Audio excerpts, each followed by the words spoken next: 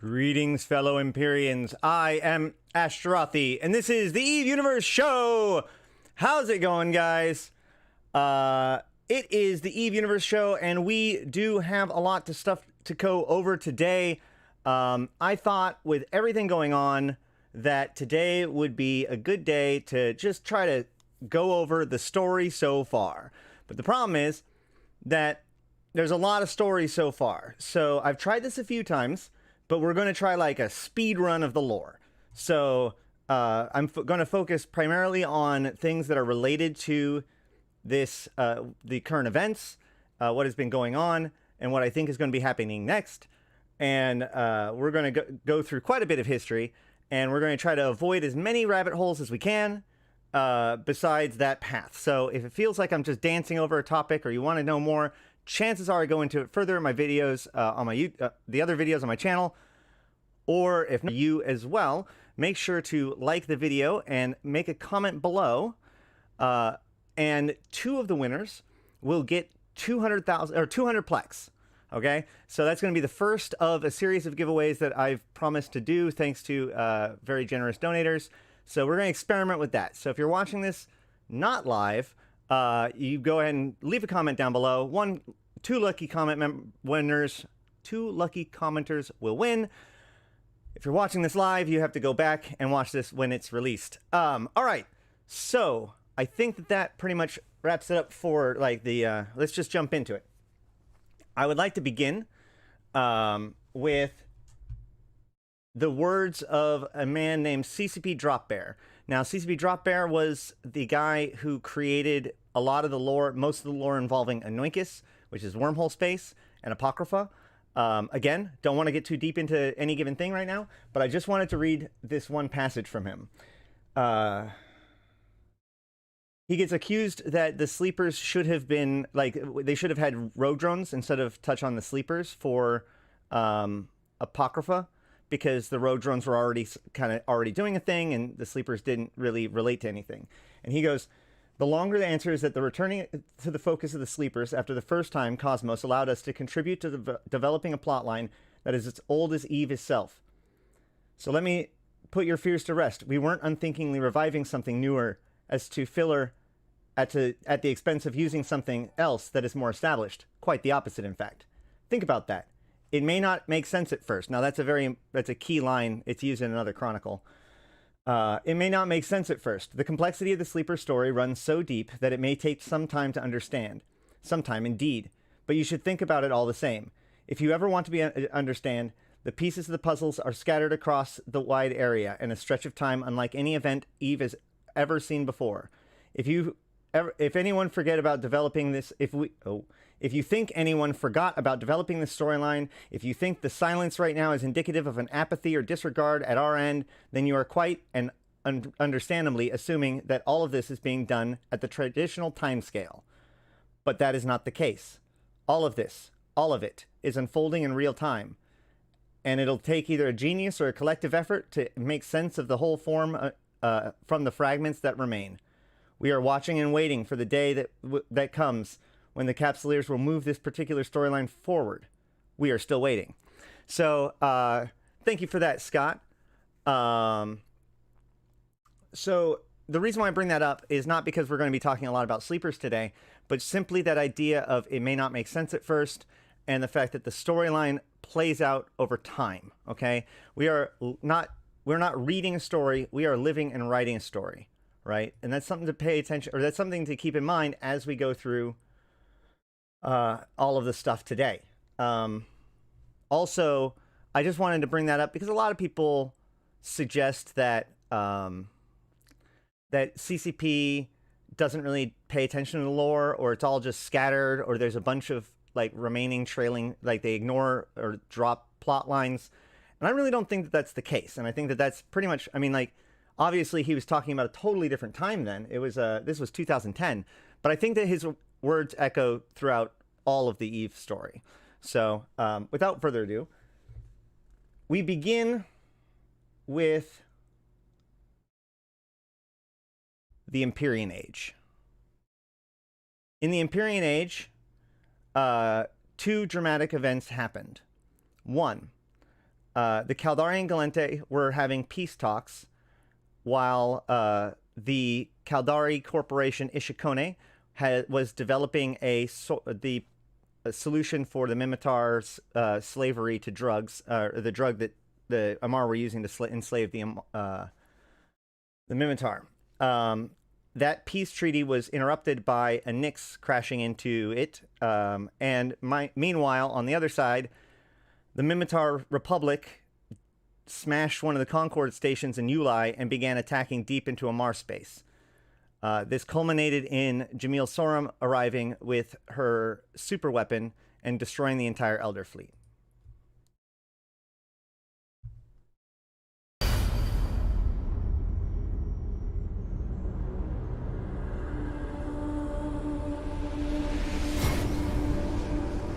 The cycle of life and death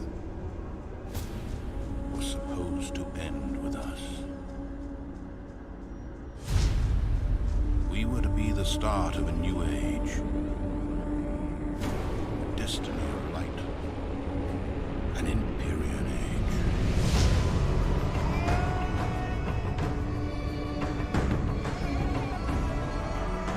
Yet these tombs call out to us. All the heroes and villains vanquished within cry out at once, begging for justice.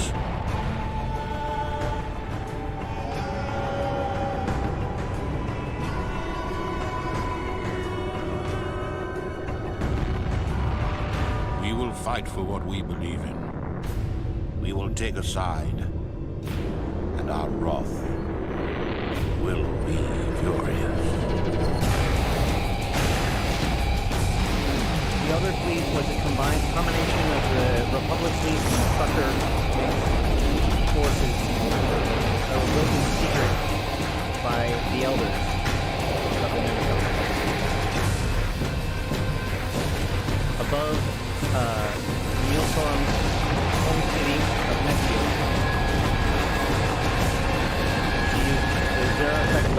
welcome to the Empyrean Age. Destroy the entire fleet in one shot. I know. I'm just kind of talking over it. Okay. All right. I'll redo the balance. I was just saying what I said earlier, which is that, you know, while over Jamil's home city and her home planet, she arrived and destroyed the entire Mimitar fleet in a single shot. Okay? This was a pretty dramatic thing, and it is what's known as the Isogen-5 Abaddon.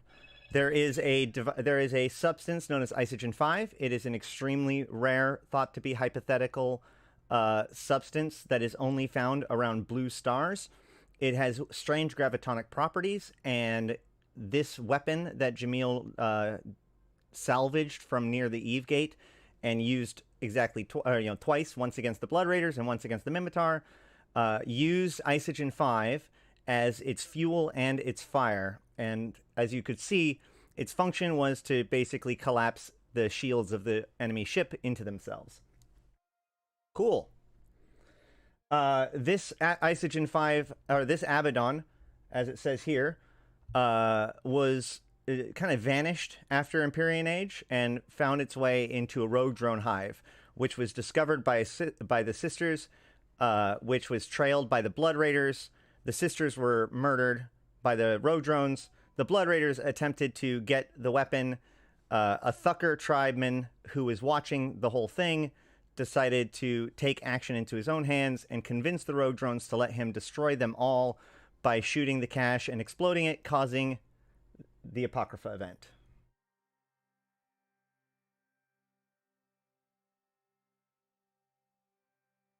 Yes, it is.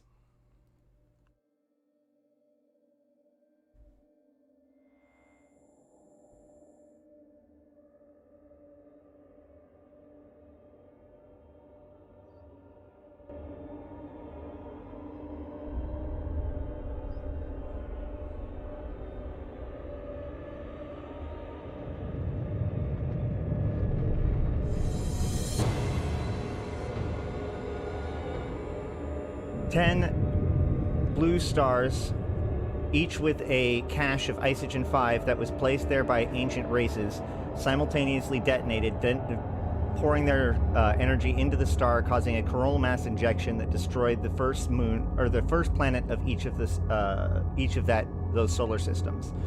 This event is what created the unstable wormholes that we know today and opened our path to Enoikis, or wormhole space, revealing to us the lost colonies of the sleeper civilization, as well as the ruins of the Talican. From this technology, or from these things that we found, we reverse engineered the technology and used their hyper flexible materials to create modular systems and T3 subsystems.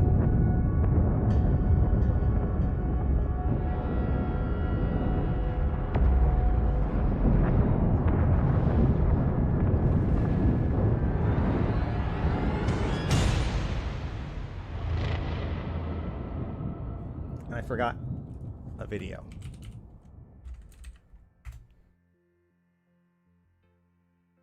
Am I going to be able to do it?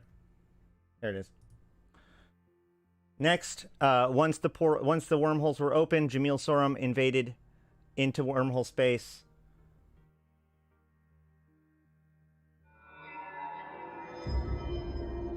She and her scientists explored the sleeper conclaves,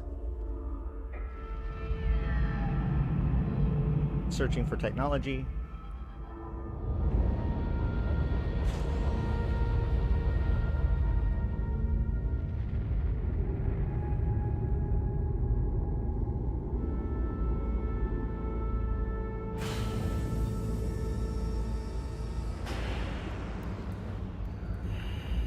Look at this place.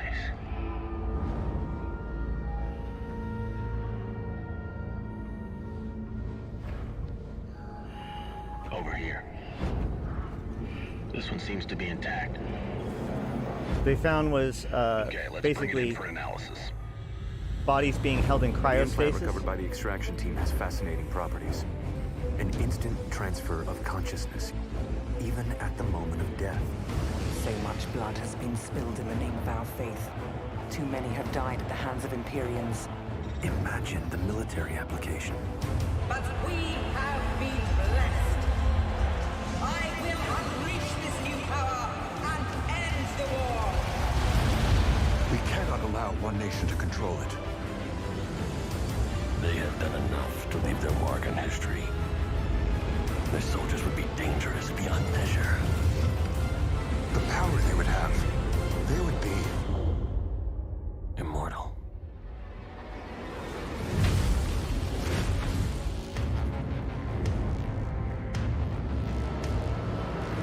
So these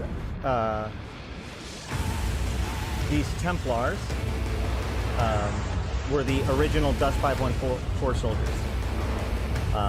Unbeknownst to the Empire at the time, they actually had basically ghosts of the sleepers stuck in them, as the implants were chunks of the sleeper's brain that helped run the virtual reality construct that they lived in.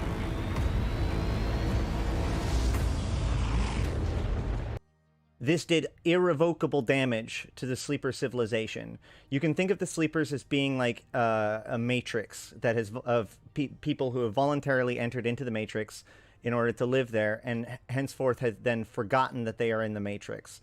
There is a rule within the construct, which is that in order to exist in the construct, you must have a body. It's called the one body, one mind law, which is why the sleepers have those clones that are in those bays. They basically continually clone and keep themselves in suspended animation to basically be their ticket into the construct. The construct also runs on the brains of the sleepers using that implant that I just talked about, which is basically an artificial extra lobe of their brain. And ripping it out was very destructive to both the sleepers and the construct. The reason why this happened was because there actually was a violation that appeared within the construct known as the Other. The Other is a assumed to be rogue sapient AI that emerged from the construct for unknown reasons and was rejected by the sleepers because of its lack of being, it became angry and reached out, stitched itself into the brain of Jamil Sorum, convinced her to do all this stuff, weakened the sleepers, and took over the constructs, and then proceeded to seek a plan to escape the construct once and for all.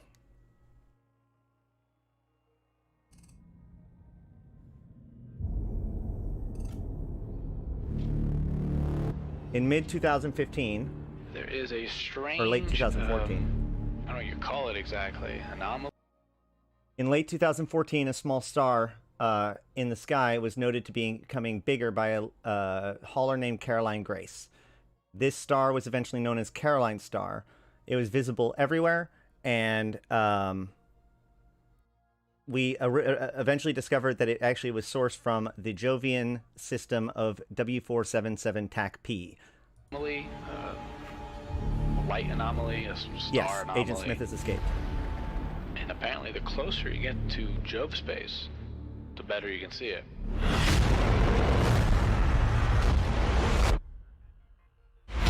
It has been nicknamed Caroline Star. Whatever happened there, it's massive. What caused that whole thing to happen? Jovian stargates have gone offline. The circadian sleepers have also been appearing. All those things have been scanning everything that comes near them. The unidentified structures that have been popping up and disappearing. They are listening to you. Preparing to explore, preparing for war. Is it possible that the sleepers have found a way to break away from the construct? There's no telling what they might do out of self-defense. Maybe the sleepers are the ones needing the body parts so that they can reconstruct bodies, because their actual bodies have withered away.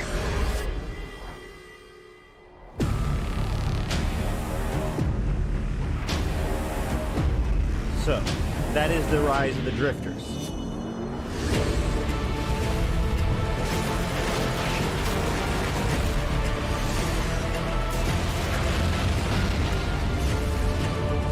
The other has been accused of being the greatest threat to the cluster. Then again, it was by another group that was also accused of being the greatest threat to the cluster by a different group. So, I suppose, make your choice.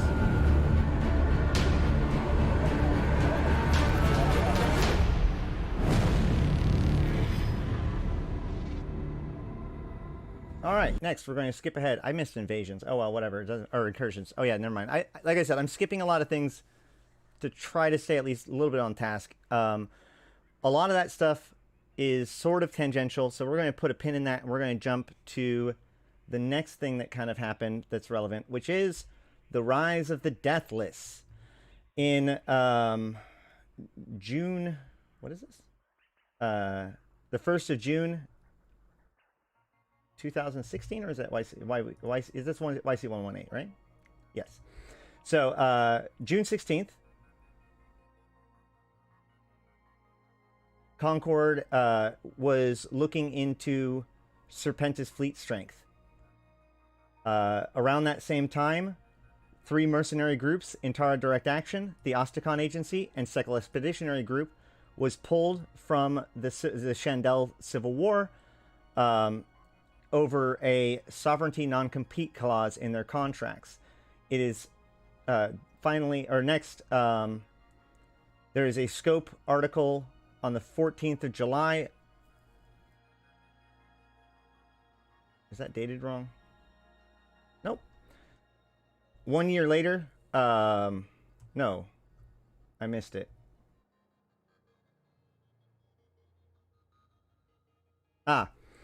Sorry.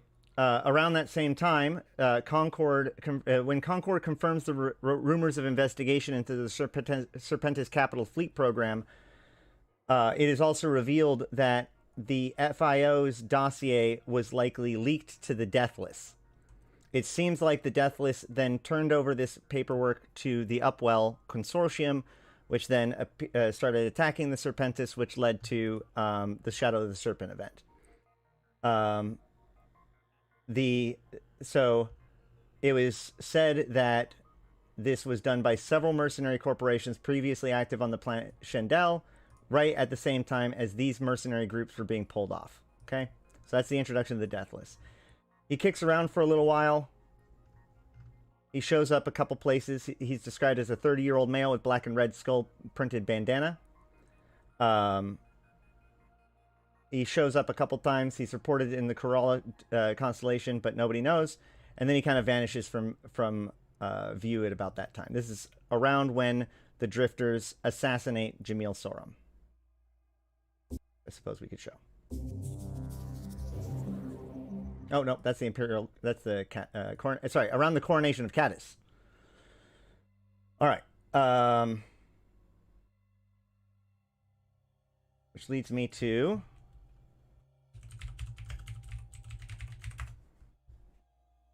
this video, which is a little bit longer, so we might skip some of it.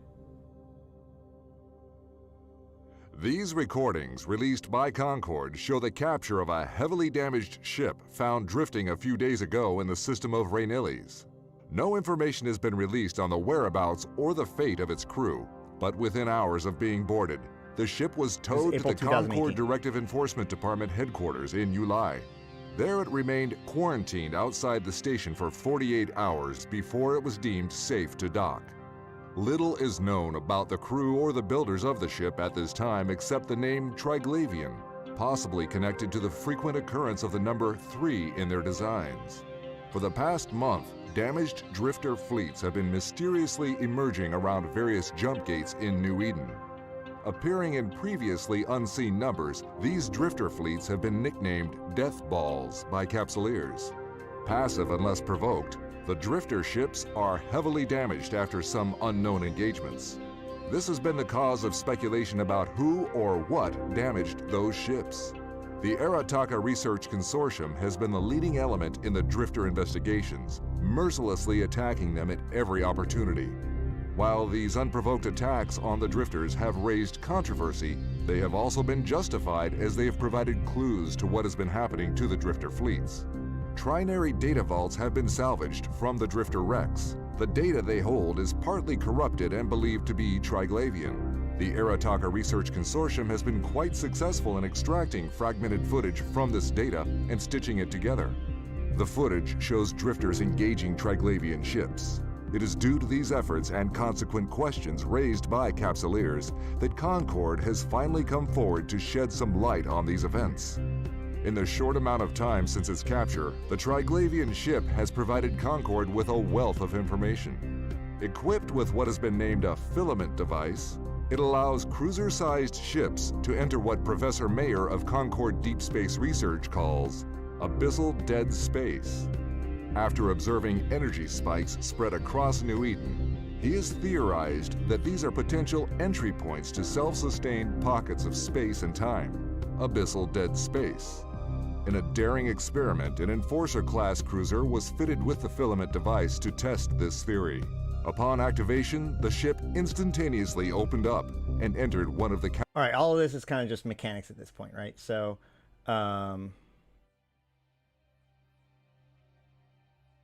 several months later, the Triglavians began, or about a year later, of us plunging into the abyss to go fight the Triglavians and collect their stuff. The Triglavians began invading into known space. At first, there was just generalized invasions where they would spend some time in a system collecting samples and doing their research before being pushed out again. However, in April of 2020, things shifted as Invasions Chapter 3 began, and the Triglavian Collective's efforts became far more serious. Through the mist, I saw a figure emerge, and with it, a darkness advanced, devouring and reshaping. And as the sunlight cast its final, everlasting shadow, I felt a chill rise from the abyss and eclipse the world.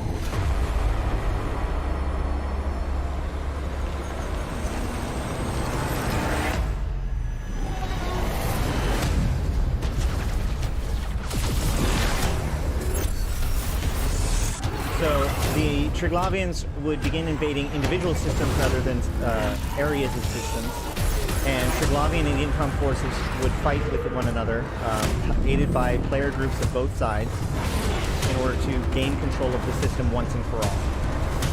Not every system could be taken, only the stars, the blue stars, the same as the ones that were involved in the Isogen-5, and the G5 gold giant, the largest type of star that is known in the galaxy, were the targets of the Triglavian Collective. Once they had 27 star systems contained, the invasions ended and they transformed those 27 systems into Pokven, disconnecting them from the Stargate network as we knew it, and the way that they used it was by these massive devices known as stellar transmuters. These stellar transmuters shoot a red beam into the star, changing it from blue or yellow to a deep, dark, sick purple blue. However, there was a single system in which something very unique happened. Once the system went into either first liminality or readout bulwark, that was kind of the process of it. Hold on. That was the process of it working its way towards being locked in for one side or the other. In theory, once that started for one side, the other side could pull it back in order to take the system for themselves. However, this only happened once the entire time. In the system of Arshat, once it went into first liminality, the EDENCOM struck hard.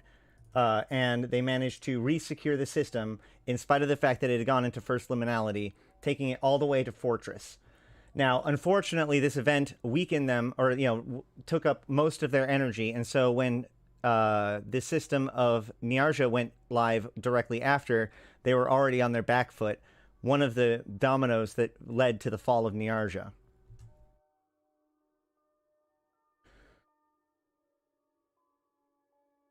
Next.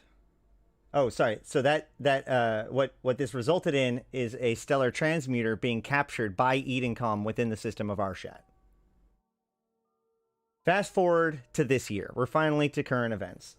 In February, the Angel Cartel hijacked a ore research station, or an ore research vessel that was working on the new compression technology. This was led by a man named Commando Zohar, who worked for the Angel Cartel. Not much is known about Commander Zohar,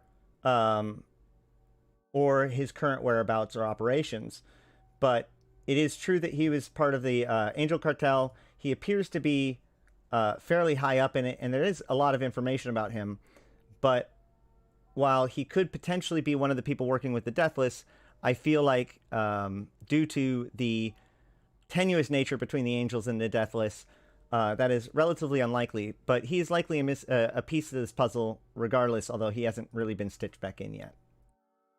However, much more notably, in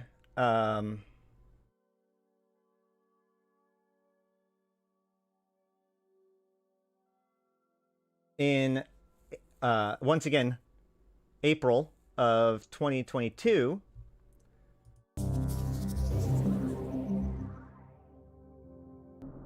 residents and workers at the Jita 44 trade hub were astounded by the sight of hundreds of capsules exiting the station this morning.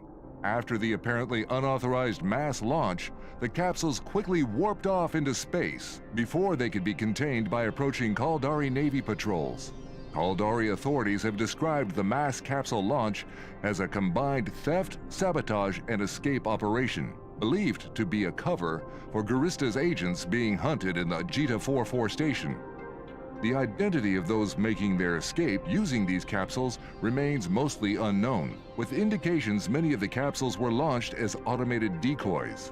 However, the Caldari state has issued a general arrest warrant for Commander Esri Hakuzosu, a military director of one of the Caldari Navy's research and development groups.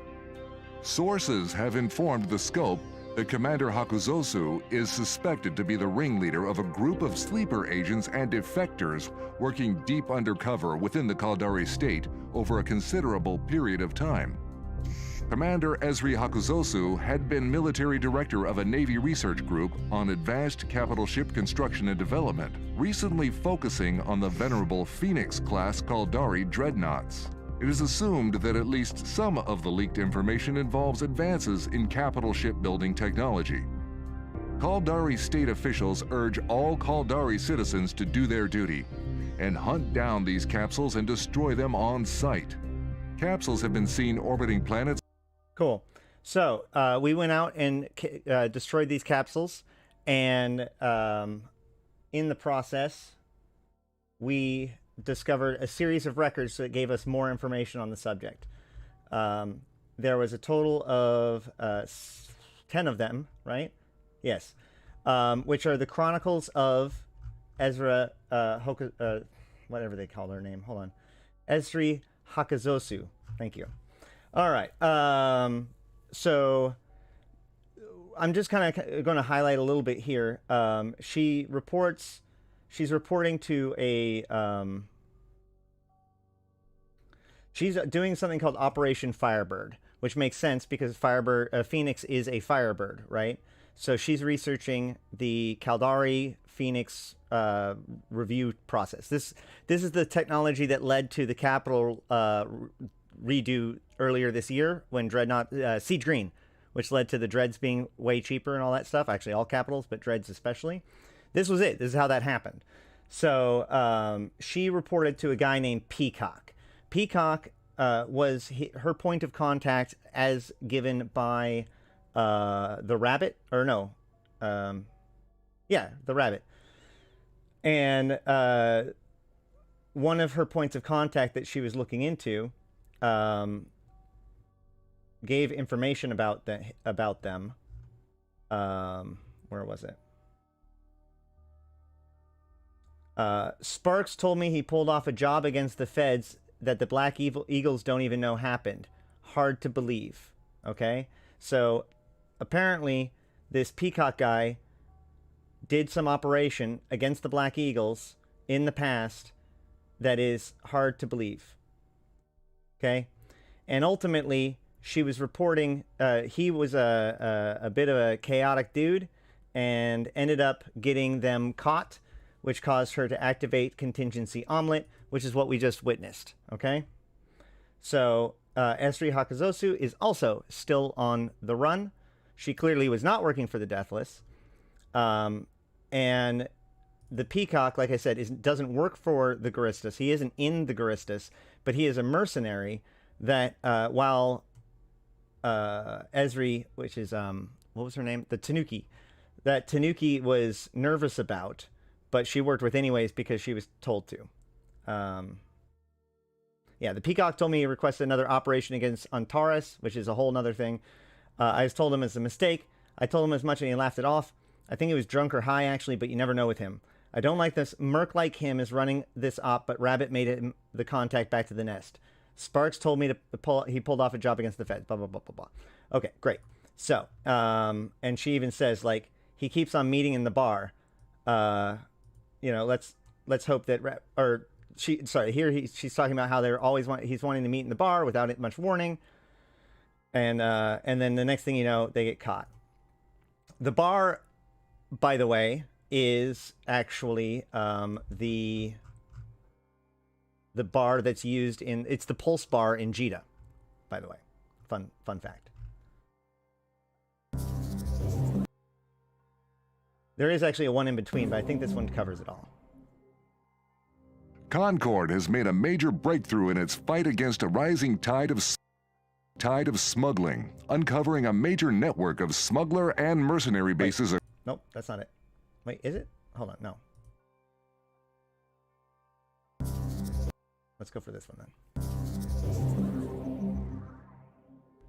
After almost 2 weeks of intensive hunting for Guristas' hijacked capsules in and around the Caldari State and Venal regions, search activity is ramping down. Although many of the infiltrator capsules were destroyed by Capsuleers and Caldari Navy forces, significant numbers appear to have reached safe haven in Venal or were rescued by Guristas' forces. The Guristas pirates have released a propaganda holofilm showing the successful rescue of the suspected leader of their spy ring, Esri Hakuzosu. Shown in Guristas' garb, the former Caldari Navy commander and military director of a Navy research group on advanced capital ship construction made no statement. As is typical for the Guristas, the intention behind the release seems to be to taunt the Caldari state over their security lapses and the failure of the Caldari Navy to capture Esri Hakuzosu. It has become common knowledge that extensive Caldari research data on Dreadnaught construction technology was obtained by the Guristas spy ring.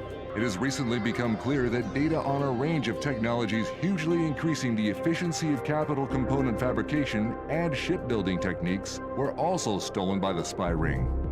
To add insult to injury, it appears that the failure of the Caldari Navy to prevent this information from falling into Guristas' hands has led to the information becoming widely available to other empires and factions.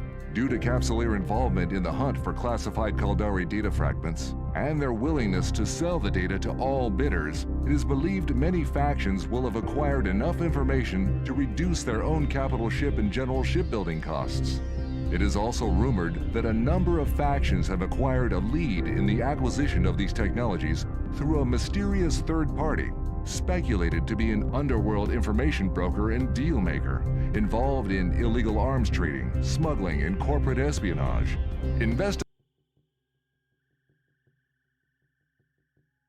of Esri Hakuzosu's movements in the period before the exposure and dramatic escape of her espionage ring have unearthed a visual record showing her visiting a popular Jita 4TAC4 social I said venue. that's a red flag, by the way. Hakuzosu is seen at the Pulse Bar, apparently meeting an as-yet unidentified man. State counterintelligence is believed to be pursuing this lead and a number of others in the hunt for Hakuzosu and her associates.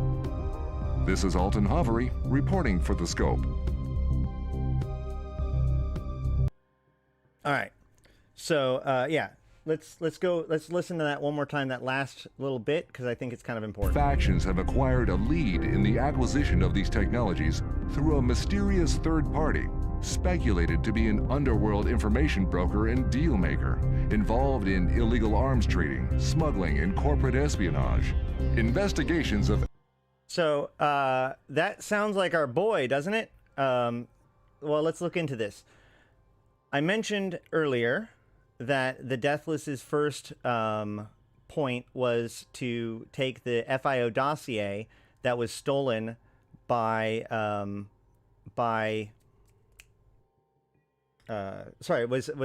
was leaked to him and then gave it to Upwell, right? About the Serpentis Capital Shipyards. Once again, capital construction, right? Both of these have a capital construction theme. And both of them involve leak information. And both of them involve the Senate. Because the reason why the FIO dossier got leaked was because it was sent to the Senate. It was after it was sent to the Senate that it got leaked. Which leads me to our good friend Leopold and Valari, the Peacock. The Peacock has been an agent of the Deathless for quite some time. As a high-level member of the Senate staff, he had access to the FAIO dossier and gave it to his buddy, the Deathless. Likewise, he managed to worm his way into Guristas politics, probably through his, he's basically just an agent of the Deathless. Being trusted by the Rabbit, he was placed into this position as a double agent, to function as both a collector of information of the Guristas, but also, more importantly, for the Deathless. Once the correct information... That's why he was pumping the Tanuki so hard for information, like right now, because he wanted it and to end it. And that's also why he was so reckless, because he wanted her to get in trouble. He wanted this whole thing to go wrong. Unfortunately, for everyone involved, the reason why he was at Jita in the first place was as part of the senatorial delegation that was sent to the Caldari from the Gallente in order to negotiate peace treaties. Now, specifically, in the system of Intaki, the Intaki people are members of the Gallente Federation. However, they are one of the last people to have remained. They're closer to the outskirt of the fringes of the Federation.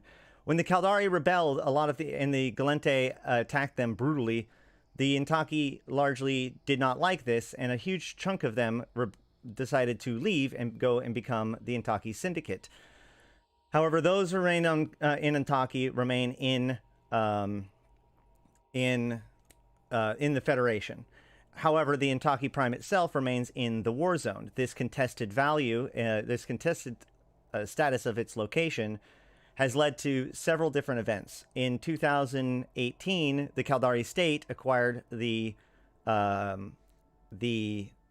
system of Intaki, and Lidai Corporation, as well as some others, began doing some turf wars on some of the planets, and ended up raiding the monasteries and whatnot for religious and medical equipment.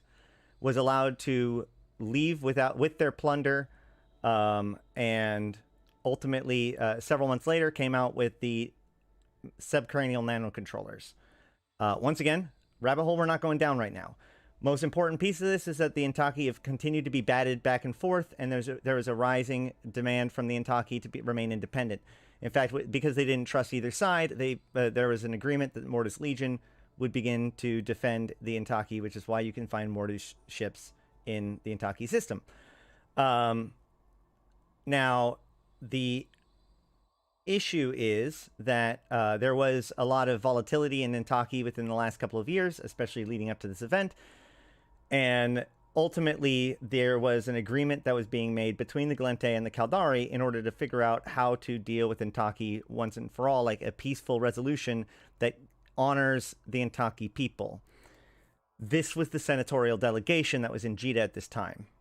So that was the peace treaty that suddenly got exposed, that one of the members of that delegation was in fact a spy working with the Guristas to steal Dreadnaught tech from the Caldari. This ended the peace negotiations.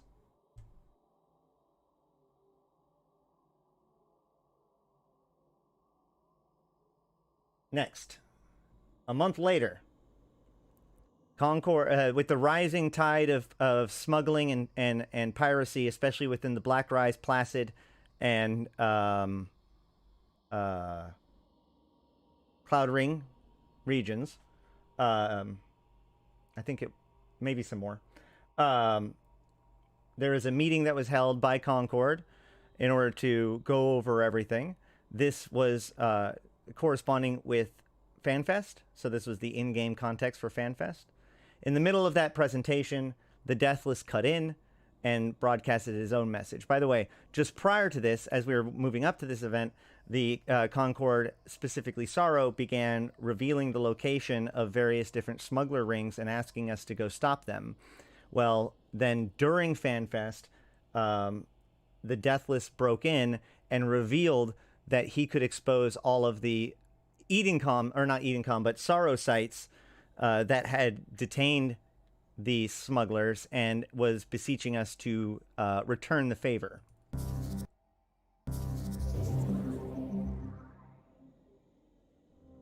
Capsuleers attending a session of the Interstellar Anti-Smuggling and Counter-Piracy Conference at the Jita 4 TAC 4 Trade Hub were surprised when a Concord presentation on rising smuggler activity was apparently hijacked by the very same smugglers. Platitudes, blandishments, lies. You of all people know that Concord and the Empires have no interests in common with you. They have done nothing for you. They shall do nothing for you. How long will you listen to their empty words? In recent days, as is their pitiful habit, Concord has made use of you to advance their own agenda. These free trade outposts you have so willingly cleared of my associates have been taken over by Concord's worst, the Cerro. Perhaps you don't believe me? Check for yourself. I have broadcast the new signatures of those sites to all. Why should you not destroy the Sorrow bully boys? They have always sought to control you. Do their bidding no more. Open your eyes. Seize your destiny. And, if you would, join me, the Deathless. Embarrassed by this intrusion, Concord officials have refused to comment on Sorrow activity at occupied smuggler outposts, other than to state that measures are simply being carried out to ensure the complete eradication of illegal smuggling activities. Any recent improvements in the strained diplomatic relationship between the Gallente Federation and the Caldari state have been overshadowed by claims that a Gallente diplomat was involved in a massive spy ring operating within the Caldari state. The Caldari state's chairman, Akimaka Saraki, delivered a fiery speech in a live broadcast from the Caldari Chief Executive Panel yesterday.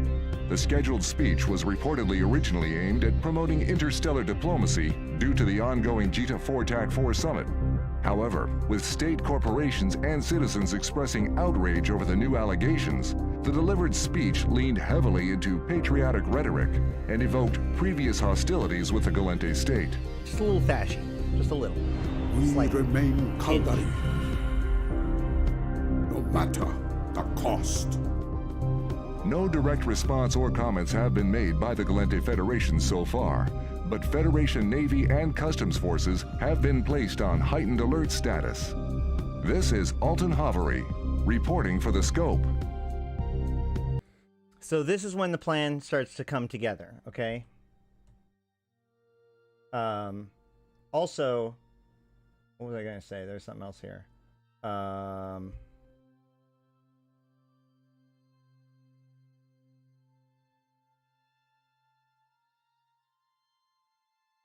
well. Next, during Federation Day, it was a big celebration. Federation Day is the founding of the is the birthday of the Gallente Federation. However, overshadowed by the festivities on the other side of the cluster, or at least Hijacks, Arshat was being fortified. That stellar transmuter that was captured by EDENCOM, the Amarr began building facilities and fortifications around the Arshat constellation. Oh, yeah, that's what I was going to say. What you were saying, Solstice. Contrary to popular belief, or contrary to what is suggested, there has been no way to actually join the Deathless group yet. I think he was just suggesting helping them through the course of that event, but we'll see. All right. So this is in June? Yeah, June.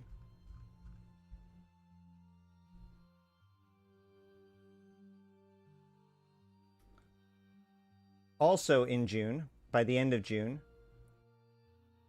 the EDENCOM facility began decloaking. This was previously unknown. This is a previously unknown facility in the system of Othanoon. Now, reports leading up to this had shown that there was a high Triglavian presence within the Sorthud constellation around, which is the home constellation of Othanoon, as well as rumors and accusations of Triglavian facilities on the storm planets in Othanoon. The EDENCOM facility itself was cloaked around Othanoon 5, but sometime around, like I said, June, the cloaking devices began to fail.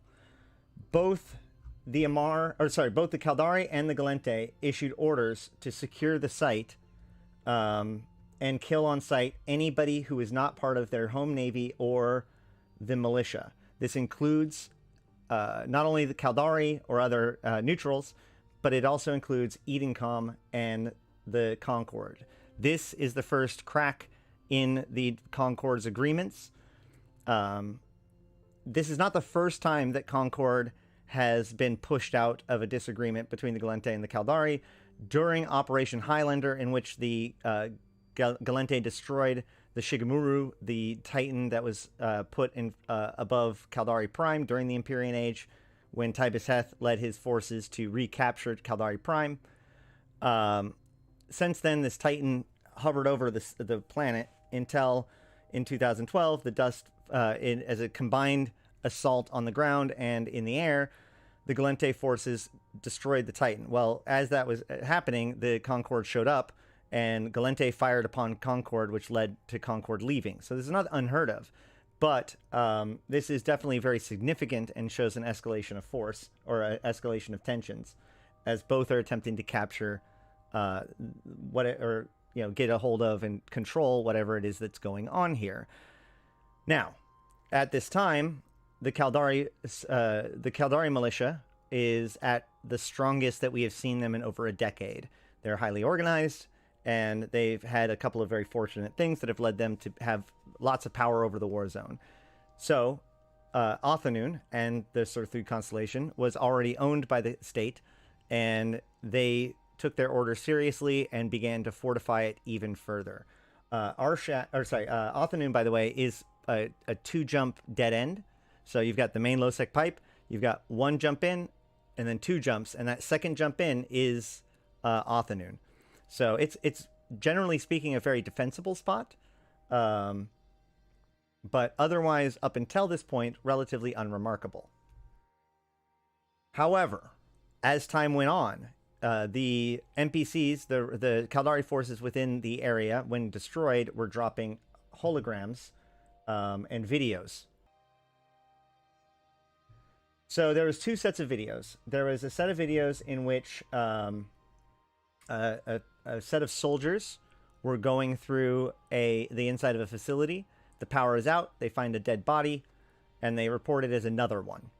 The next one shows them enter into a control room with a hologram of the planet with a red dot flashing on it like a key point.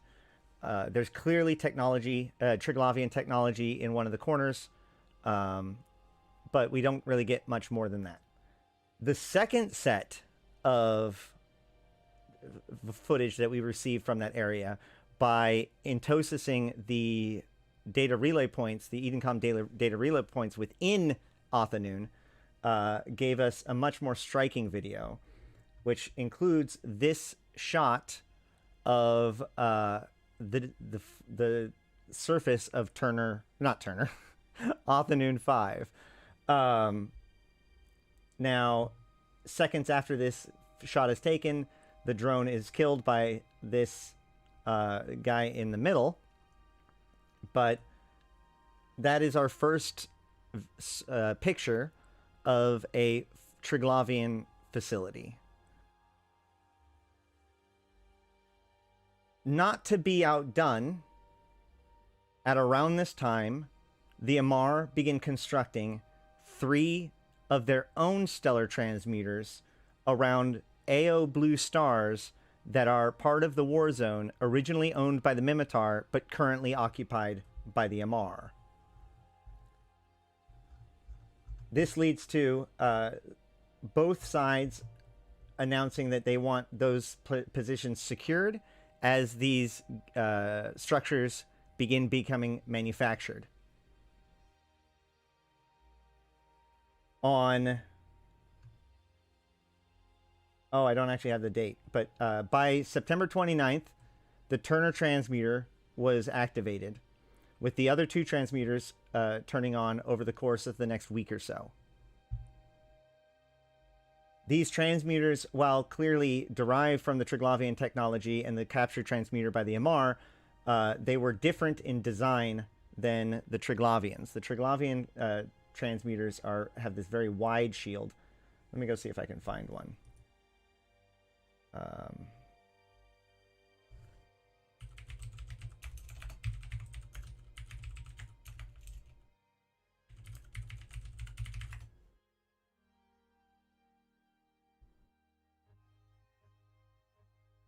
Well, this is it from a distance. Is this going to work? So you can see it's a very different shield. And the transmuter's there in the center. But otherwise, it seems functionally very the same. There are 3 exhaust ports in the back of the Triglavian version that seem to be appearing to creating those the little science balls that the Triglavians use in their ships before they dissipate out. This effect does not appear on the Amarr ones.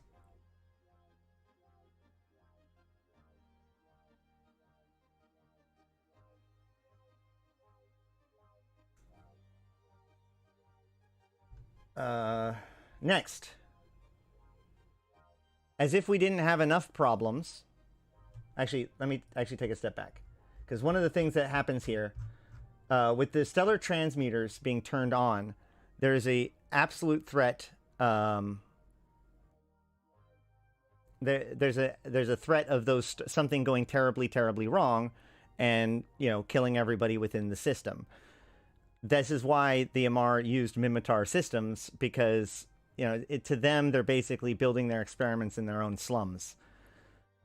The Minmatar did not take it that way, obviously. So this was a big problem.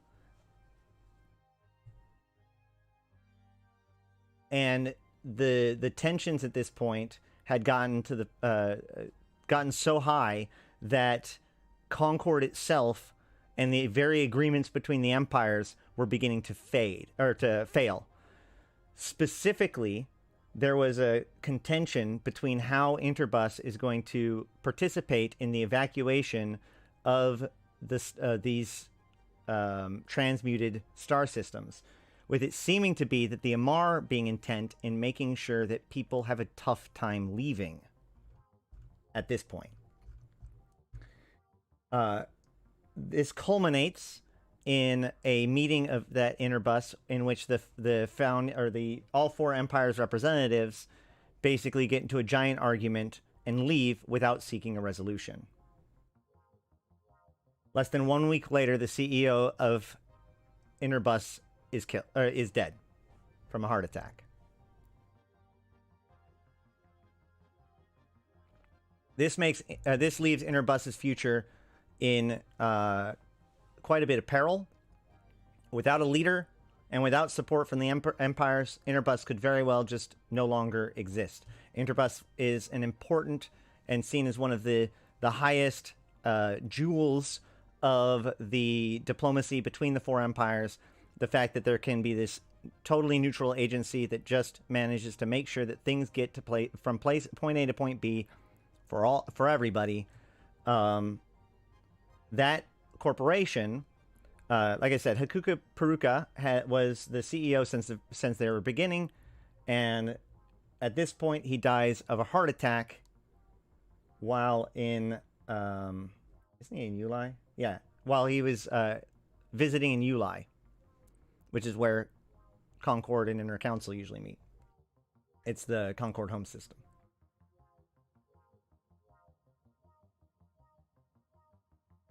I forgot to mention, but about this time, as the stellar transmuters turn on, both the Caldari and the Gallente have been building their own stargates. The Caldari have been building theirs in Samanuni, and the Gallente had been building theirs in Amignon, both of which pointing towards the system of Othanun. Now that the Othanun EDENCOM system, EDENCOM structure and the Triglavian infestation within Surthud constellation had been discovered, both the Gallente and the Caldari were very interested in controlling that area. So they began their construction, and once it got far enough along, they announced that both of them would like their militia and other supporters of their empire to collect ore and bring it to Othanun to build the Othanun side of the Stargate. Thus, the competition to the Frontiers event on that side began. Now, shortly after Hakuka dies, the Caldari state complete their Stargate, which allows them to activate it. Around that same time, even more Triglavian activity is detected as Triglavian facilities are found throughout the constellation, which activates the research project, which the Caldari stomp, by the way. So freer about buildup, etc., etc. Then comes the announcement of Evermore. From the ashes of Interbus and the confusion therein, the new CEO of Evermore, who is Alexander Tukasi, takes control of Evermore with the blessings of all 4 empires, and I think it was the son of the CEO, who is a board member. And this guy has great ambitions for Interbus. He doesn't want Interbus to just be a matter of, just a hauling group and, whatever, that's maybe not being able to fund itself very well. But he sees it rather as something that is greater, having higher potential. He says, far from safeguarding Interbus's future, the empires have sacrificed it. Oh, no, sorry, that's the wrong one. He wants to crawl out from under the constraints of international politics and expand beyond their core mission. Basically, his position is that Interbus, while it received the support of all 4 empires, and therefore had that privilege, that also meant that it had to operate under the constraints of the agreements between the 4 empires. Having been now a privatized company, Interbus, as part of Evermore, is free to operate without those constraints. Without those constraints. Which leads to the announcement of Paragon. The first major corporation. Now, Evermore had purchased several corporations and founded a few more right away. The corporations that they purchased seem suspiciously related to the kind of thing if you wanted to make a space colony of immortal clone soldier mercenaries that you could use to, say, I don't know, secure your transportation ships in an increasingly troubled cluster, right?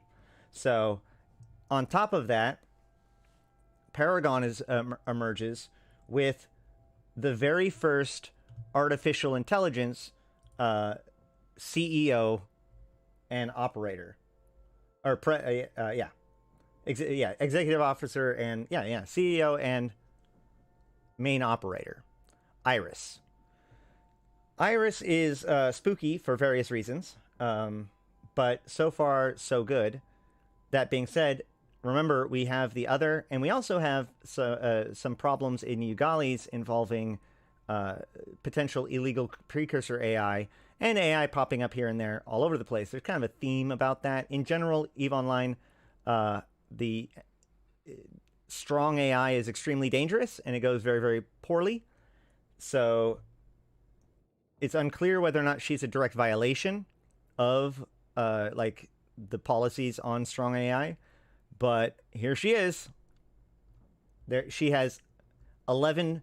The other problem with her is, unlike other AIs, she has a physical body. They've actually given her 11 flesh and blood bodies, such that she can control and operate all 11 Paragon facilities at the same time. Nothing to see here. Moving right along. No one could really focus too much on that, because around that same time, the system of Turner began to show signs of getting, for lack of a better word, sick.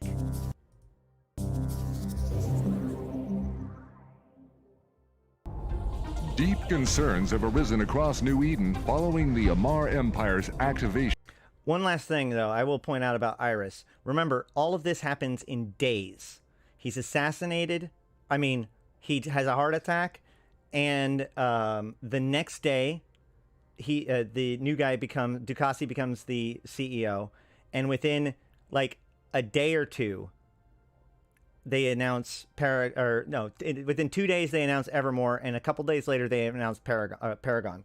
So, if you want to think about this as being like a brand new idea, that means that Iris was created entirely in a week. I doubt that. So the question is, how long has this been planned for? Of prototype stellar transmuters in the Amarr-occupied Minmatar systems of Turner, Vard, and Egmar. The constellations these systems belong to have also seen increased Amarr Navy and Minmatar Republic fleet activity in recent months as Imperial forces aimed to capitalize on the strength of the 24th Imperial Crusade's occupation of much of the war zone. That these apparently experimental stellar manipulation projects are taking place far from Amarr population centers and in occupied territory has fueled rumors that such experiments bear a significant risk of system-wide catastrophes. Active fighting in and around their locations has only further alarmed the interstellar community. The Amarr Empire's captain, Marshal Sirdan Zerkosh, has dismissed protests at the Amarr actions and claims that imperial law and interstellar treaties permit infrastructure development and resource extraction in occupied territories. Republic Ambassador Ketan Yun has described the Amarr position as delusional arrogance. Republic Fleet Hetman General Khan... Actually, what Ketan Yun said is, and quite frankly, I think that Zerkosh has lost his mind. Filmer warned of the grave danger posed by the Imperial stellar transmuters in systems which are traditionally Republic territory and primarily colonized by Minmatar settlers. In response, the Minmatar Tribal Liberation Force mounted an offensive that captured both the Vard and Egmar systems, among numerous others. By this success, the Capsuleer fighters of the Minmatar militia handed control of the Vard and Egmar transmuters to the Republic. Despite the risks, the potential for advances in energy and resource collection technology apparently seem high to the Republic as well as to the Empire.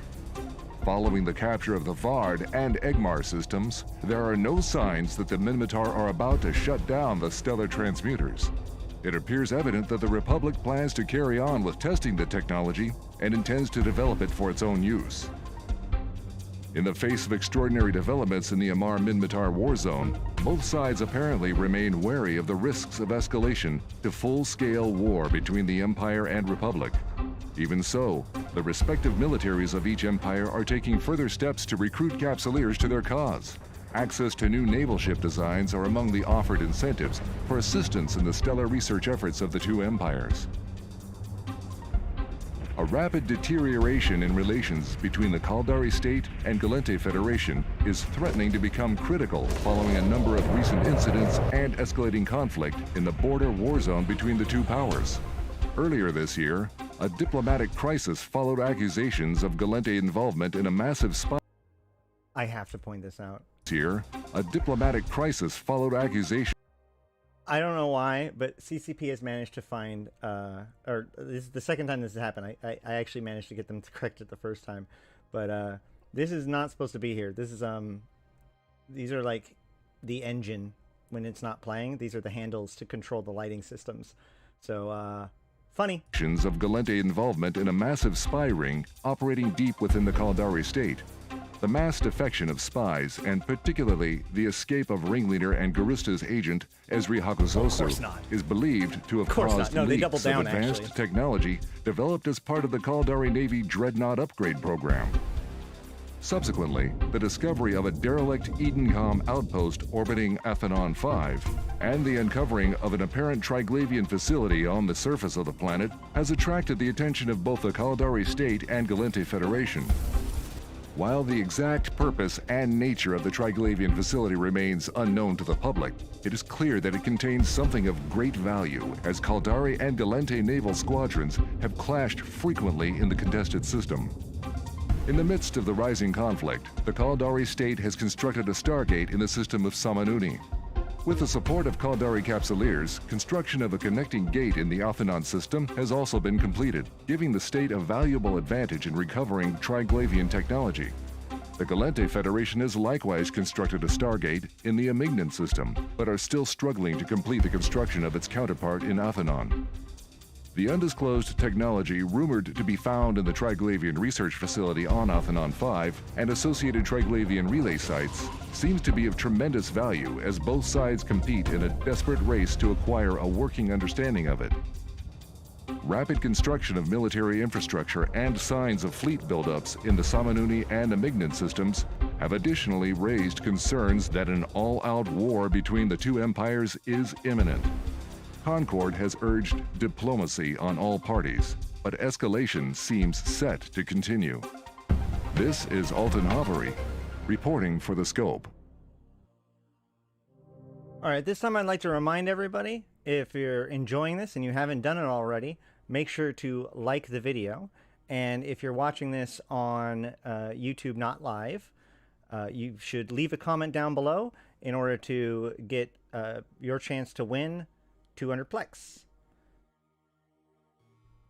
All right, so what happens next is the next video I have to show you is actually a video that came out earlier. However, I'm setting it right here in time, right? I believe that this video is depicting this time, like what's happening next.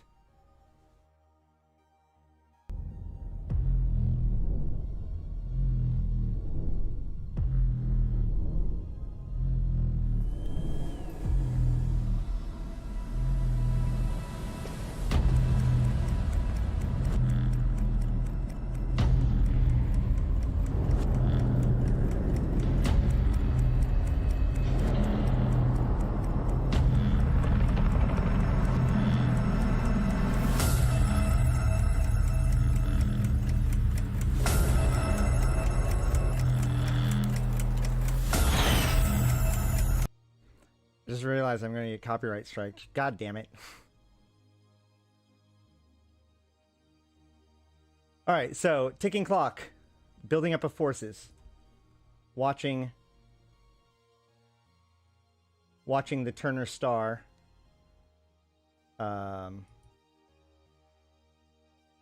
This is the Absolver watching the Turner Star. So this, I think, is about when that is happening, right? This is the ticking clock. This is the moment of tension before it all goes down, all right?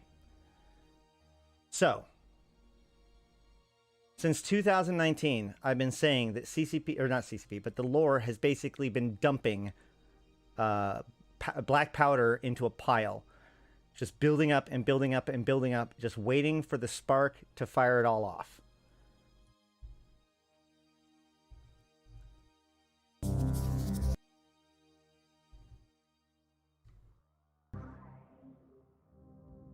The Turner system's star appears to have been destabilized beyond recovery by the activity of the prototype stellar transmuter placed in orbit by the Amarr Empire. Stellar radiation emitted by the star has been fluctuating at ever shorter intervals, seemingly heading towards an imminent crescendo. Scientists raised the alarm upon calculating that the interval between radiation spikes has been decreasing in a linear manner, indicating that a terminal phase will be reached at around 1700 hours New Eden Standard on November 2nd. What exactly will happen during this posited terminal phase is debated, but the common consensus is that a major stellar event will take place. One leading theory is that a radiation burst and stellar mass ejection similar to that seen during the Salin incident of YC-111 will take place. While the output and scale of extreme stellar events can vary widely, any effects from such a catastrophe are expected to be significant across the system. On the orders of Captain Marshal Sirdan Zerkosh, the Amarr Empire crew manning the stellar transmuter in Turner has been drawn down, and engineers are reported to be working on shutdown procedures. Orbiting closest to the star, the planet Turner 1 and the Republic station around it are believed to be at grave risk of catastrophic damage or destruction in the event of a stellar event of similar scale to the Salin incident. Despite offers to raise wages and give substantial hazard pay bonuses, planetary industry workers on Turner 1 have begun to evacuate from the planet. Thousands upon thousands of workers and their families are leaving, abandoning their equipment and leaving subsurface settlements empty of human life. Amarr occupation forces have also long since left the planet, taking their own support workers and slaves with them. The only group willingly remaining behind are those nomadic descendants of the original Minmatar settlers of Turner 1. These nomad clans lived in isolation for generations before interstellar trade and planetary industry began to make their presence felt on the rocky desert world. The nomad clans have apparently been convinced current events are caused by intervening spiritual forces, due to the teachings of a shamanic figure known as Tanuk Gufran, the Absolver. He preaches that the planet and wider system will be purged of the conflict introduced by industry and war, leading to a transformation of Turner 1. The bizarre teachings of the Absolver are taken seriously by Minmatar traditionalists as the ways of the clans of Turner 1. And combined with the Amarr presence, this has stymied efforts to evacuate the sizable yet untallied nomad population. Republic Fleet Hetman General Kanth Filmer has hit out at the Amarr Empire for its reckless ambition and monstrous negligence. in deploying and operating the stellar transmuters. General Filmer also condemned the Amarr for hindering evacuation of the population from the system. Amarr Imperial forces have refused cooperation offers and flatly rejected efforts to broker a truce. The Empire's stance has made it impossible for the Republic fleet to mount a major evacuation operation. Nevertheless, flights of transport ships have infiltrated Turner and are struggling to move people from the Republic Parliament station above Turner 1 onto other stations further out in the system. The desperate hope of Minmatar rescuers is that a major stellar event will not doom the entire system in far-flung stations, and planets will provide at least some shelter from any cataclysm. Further complicating efforts to cleanly evacuate threatened populations in Turner is the presence of the Blood Raider Covenant and the Order of St. Tetramon. In the general celebration of their annual blood harvesting festival, the Blood Raiders have taken advantage of the increased chaos and conflict in the war zone to mount attacks on evacuation and military flights. The heretic hunters of the Order of St. Tetramon seek to oppose them, but as a notorious Amarr military order, are hardly likely to be welcomed by the Minmatar colonists and fighters in the war-torn region. This is Alton Havery, reporting for The Scope. So, the star begins to destabilize, and on the instability continues. It's going to enter its terminal phase at 1700. So, in the end, 1700 on the 2nd comes, and with it,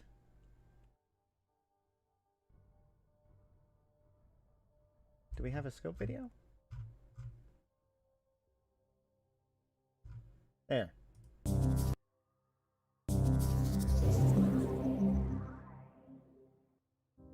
The details of the disaster following the blast from the Star of Turner on November 2nd are still emerging in its aftermath. Closest to the star was the Imperial prototype stellar transmuter, understood to have destabilized the star through its experimental operations. A skeleton crew of Amarr volunteers stayed aboard the transmuter, and attempts to avert catastrophe continued until the very last moments. As it became clear that all hope was lost and the terminal phase was imminent, Marshal Zirkosh addressed the transmuter crew, thanking them for their devotion and service to the Empire, before commending their souls to God. At 1700 hours, the Star of Turner entered its so-called terminal phase of instability, and the transmuter ceased to exist. The destruction of several capsuleer structures close to the star swiftly followed.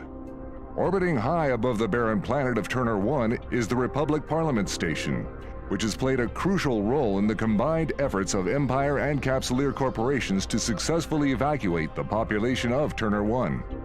At the time of the terminal event, only a handful of crew remained aboard the station, maintaining docking and traffic operations to ensure that the maximum number of refugees could escape.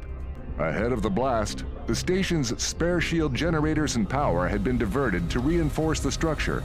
Unfortunately, the hastily rigged enhancements did not deflect all radiation and supercharged particles, with many systems wrecked and secondary explosions and fires breaking out. Regardless, the shielding did save. Terminal of the Cascade Solstice, not terminal of the star. They were talking about how the fluctuations were getting iteratively faster and faster, and they calculated that it would hit an inflection point then. Most of those who sheltered in the core of the station, which remained structurally sound despite the severe damage to peripheral superstructures. The worst effects by far were felt on the surface of Turner 1. As the planet closest to the star, it was clear that this barren world would be hit by any extreme energy burst, making its evacuation a top priority. Industry workers and many settlers were lifted off to safety, with only those refusing help remaining on the planet.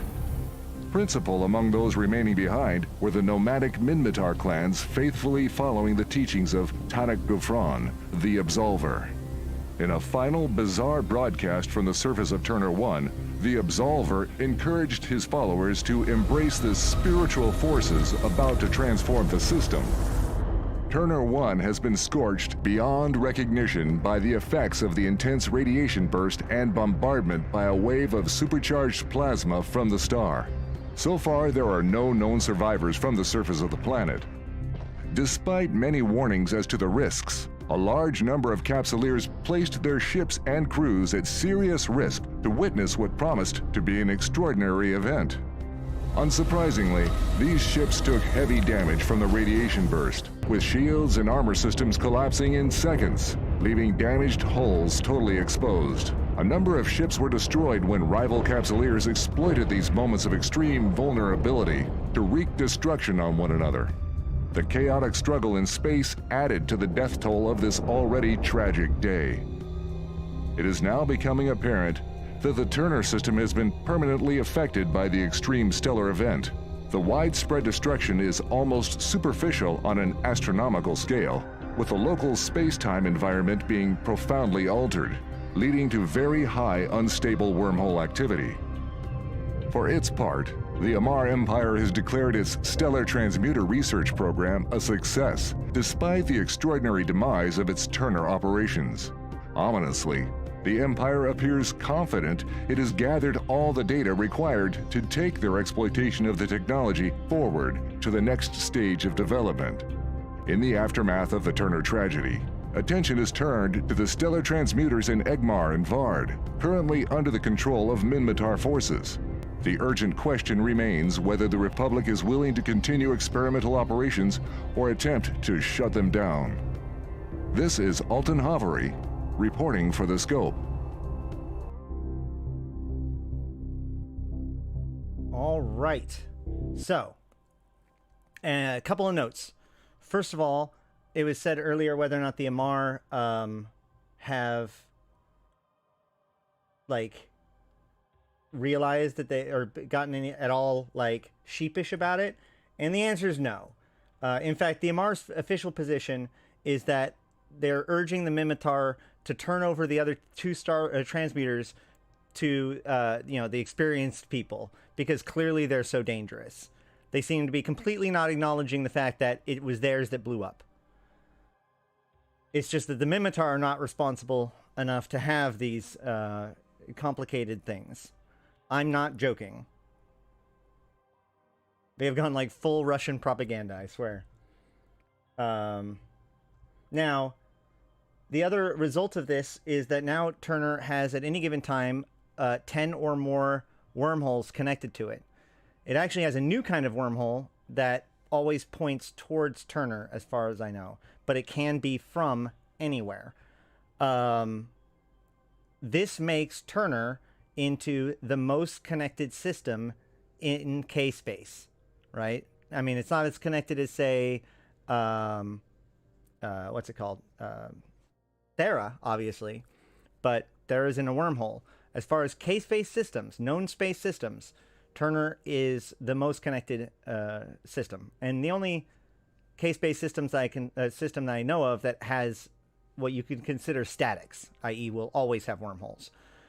As of yet, according to my report, people's reports to me, no group has yet really moved in to capitalize on this. This is a interesting opportunity to be like a mini Pokefin, where a group could be operating out of there and using those wormholes to get all over the place. However, like I said, I don't think anybody's done that yet, or at least not any big noteworthy. So I'm gonna, now that we have almost caught up, I'm gonna indulge in a bit of an aside, if that's okay with you guys. People have asked me, do you think that the Absolver and his buddies are dead? What happened to them? And I have been saying that I don't know, but it really seems like they should come back in a mysterious way, not just because I want them to, but because they teased the Absolver in the trailer, and then they introduced the Absolver by name a week before annihilating him and his people. If that was the end of the story, then I would have to ask myself, why do we care? Why did any of that get talked about? Why wasn't it just the nameless nomads, you know? His mask is made of seemingly Triglavian technology. Now that the expansion is here, we can actually get his mask and all of their masks for our own.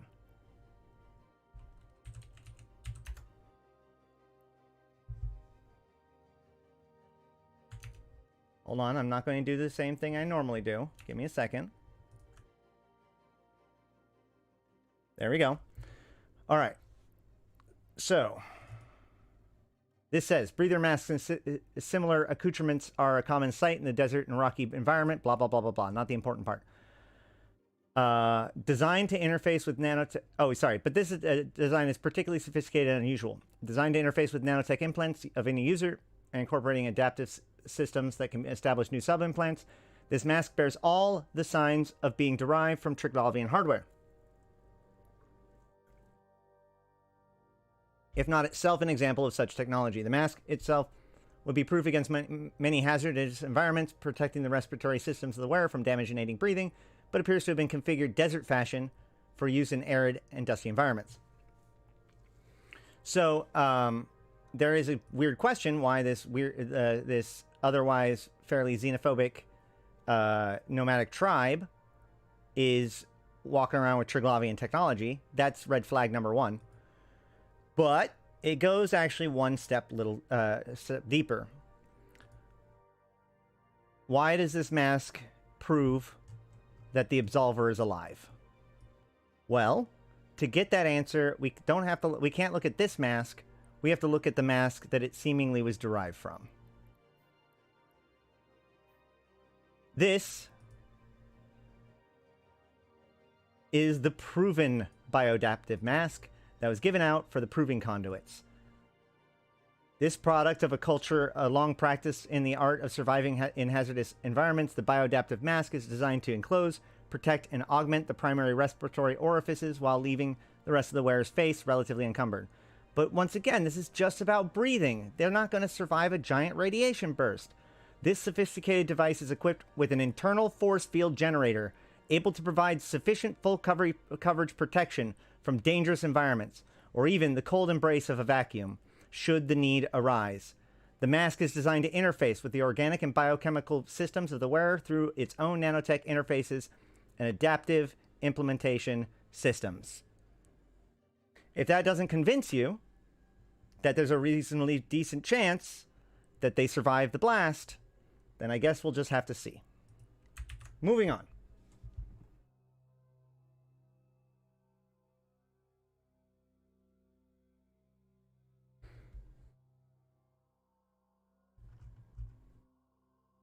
That to me is why...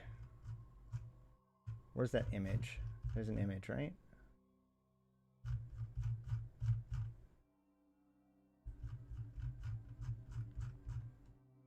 Boo. There was an image somewhere of like the Absolver holding up his arm, and it's like the last frame of before Annihilation. Nope. I don't know. Either way, so this was a huge deal. Suddenly, the star blew up. Meanwhile, there were signs that Vard and Egmar were also beginning to destabilize. With this tension all built up, and now the explosion having begun, both literally and politically, that in that context, this happens.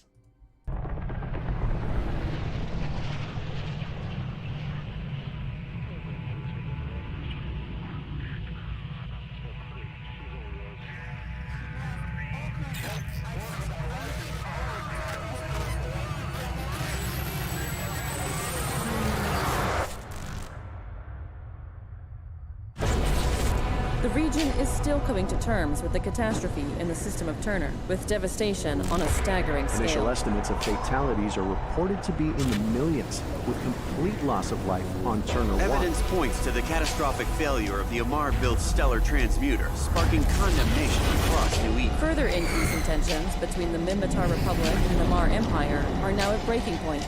witnessed by a sharp escalation of skirmishes. Diplomatic negotiations between both sides have all but collapsed.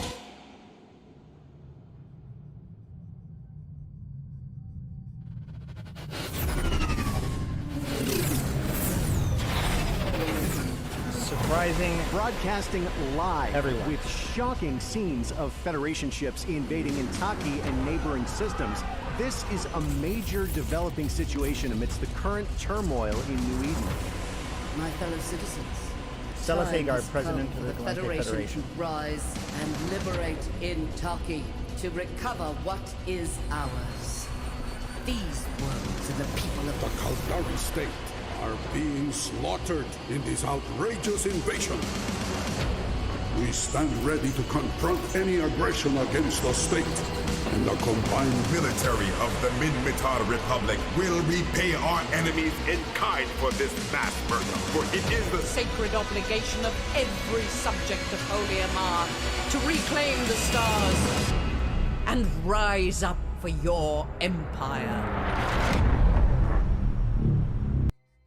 President Celis Agard, in the largest violation of the Militia War Powers Act of YC 110 that has been tentatively holding the peace since the events of the Empyrean Age, announces the invasion of Intaki and surrounding constellations.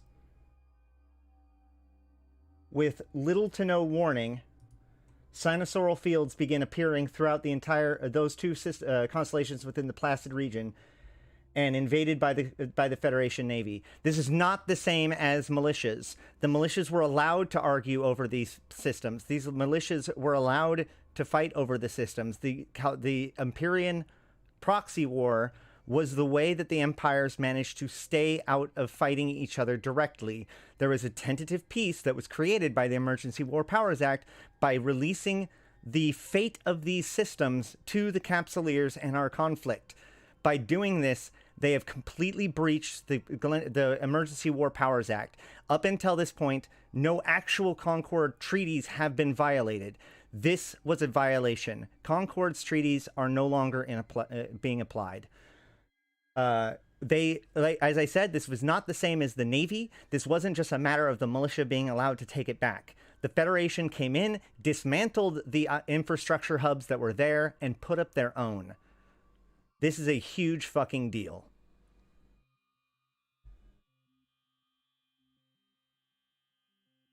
From her address, she says, "My fellow citizens, the time has come for the Federation to rise and liberate Intaki, to recover what is ours. These worlds and the people of the Intaki, the wider Verret constellation, and I'm not going to pronounce that one constellation, has long been under the threat of the Kaldari state occupation and ruthless exploitation of a system of authoritarian corporate rule. The state of affairs have always been intolerable to us.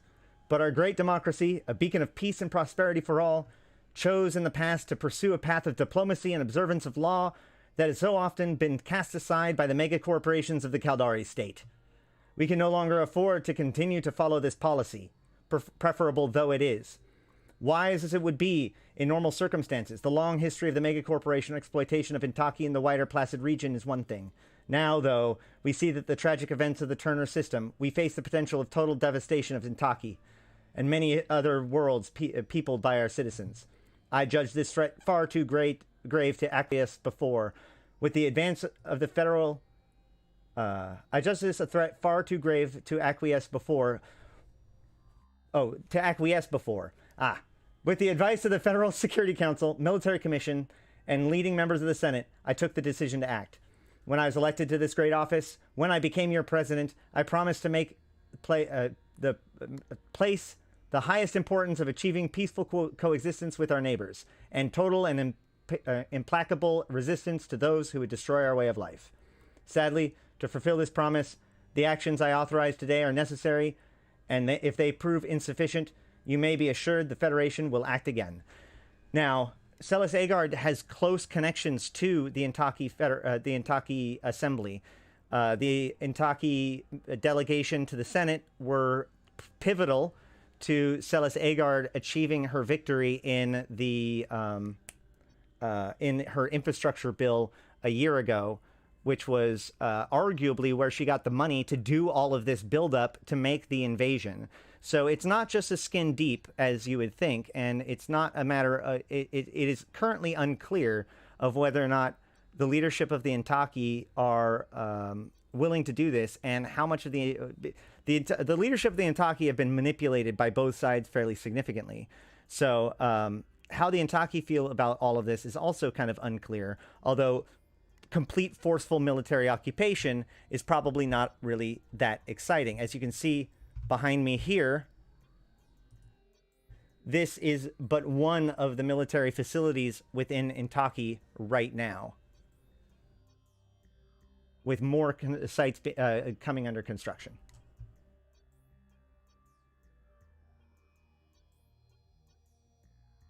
In response to this, rather than meeting in force, the Caldari state chose to invade Althanoon.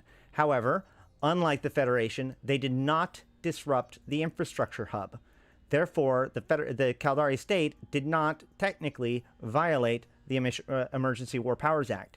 This is very critical because that means that the state is attempting to remain the good guys in this fight, having the political advantage. There's a video.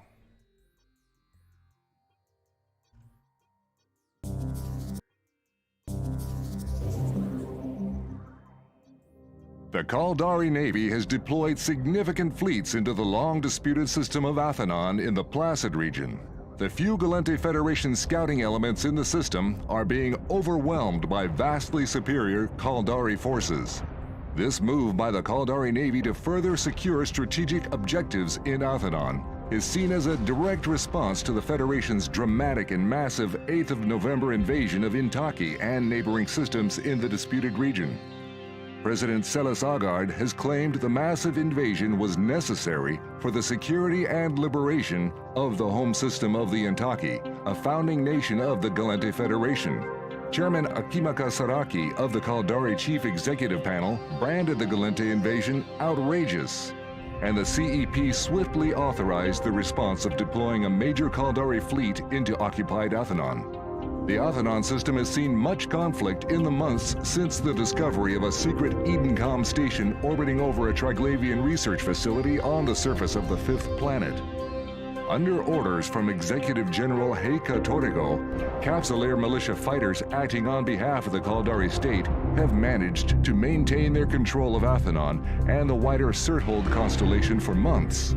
During this time, the Caldari have constructed a new stargate into the system and completed initial recovery and research of Triglavian technology.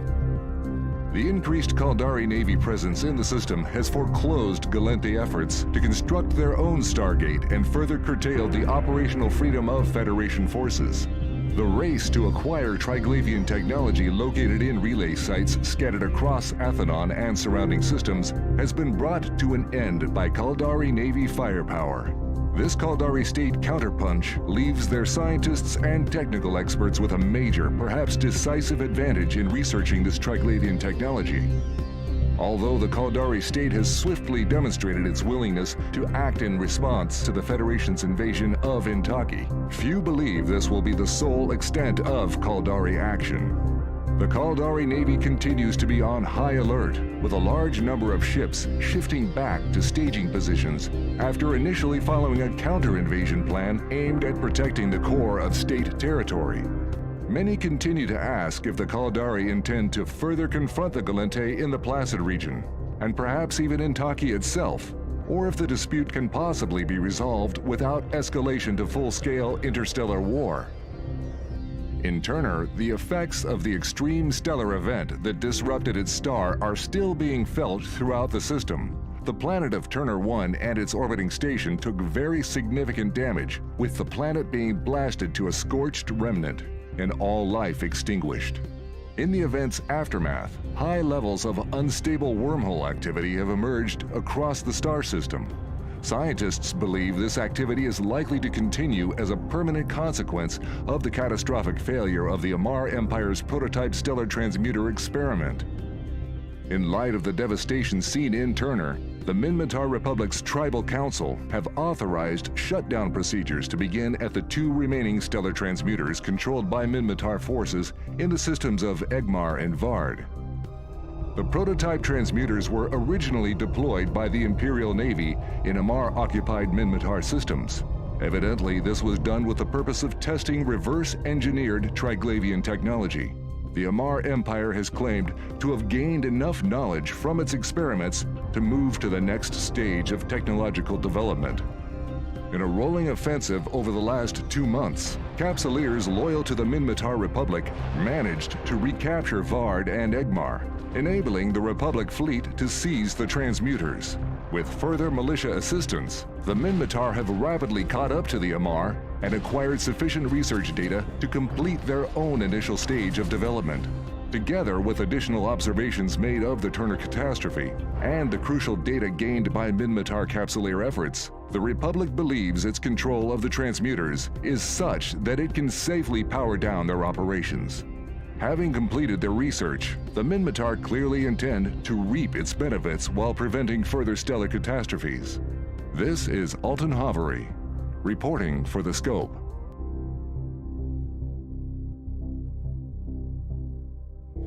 And that brings us to today. I did it! Less than 2 hours. We knocked it out. Whoo-wee! So where we're at right now is the 2 transmuters are still online and going. We're monitoring them. The system of Intaki is continued to be built up.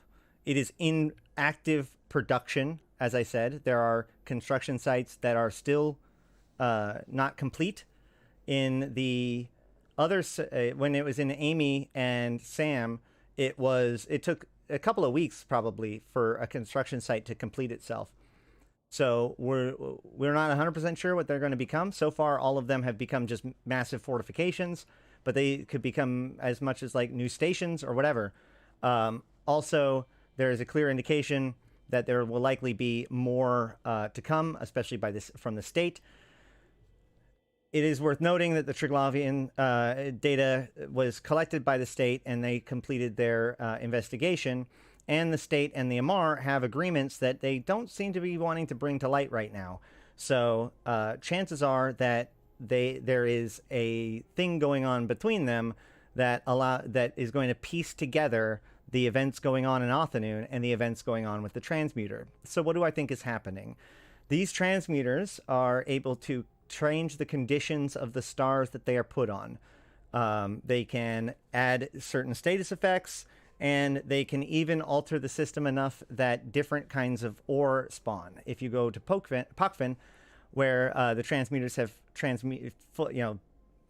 been the most dramatic, the abyssal ore is spawning there. Rakavine, Besnazine, and Talassonite. This ore has large amounts of both high-sec and low-sec ore, and even some null-sec ore in it, or minerals, rather. Therefore, if you were to use this transmuter in order to get that, you could potentially mine that ore in null-sec, but you might have to sacrifice something else. I believe that what we saw in Turner could very well be what happens when one of these things blow up. So it's going to be worth watching what happens to Turner as time goes on, and what happens with these other 2 transmuters as these empires experiment with this Triglavian technology. There's a lot more to talk about. There's a lot more pieces to all of this. There's the Stargates. There's the use of Triglavian technology in the construction of the Stargates. There's the whole Stargate program from a year ago, the Trailblazer thing, and all kinds of different rabbit holes that we avoided in this entire explanation. But I wanted to make sure that we got to the end where we are right now as effectively as possible. So I hope that you appreciate that, and I hope that you enjoyed it. If you have any questions or anything, go ahead and leave a comment down below. And even if you don't, make sure to leave a comment, so that way you might win 200 Plex. But other than that, to wrap things up, I do want to thank every single one of you for checking it out, watching, participating. And I also want to thank all my supporters, but in particular, my co-designers of Aradenika the Queen, Black Rose Noble, Dejat Lamont, Golden Age Stories, Midnight Space Monkey, Not Just Fun, Serenelin with No Eyes, Ciliana Vilesh, Talking in Stations, Nephilim, Grendel, and Zalnex with Eboleet, my Immortal tier patron. Thank you guys. Thank you all. And without further ado, I've been Ashteroti, the voice of New Eden. and I'll see you in space.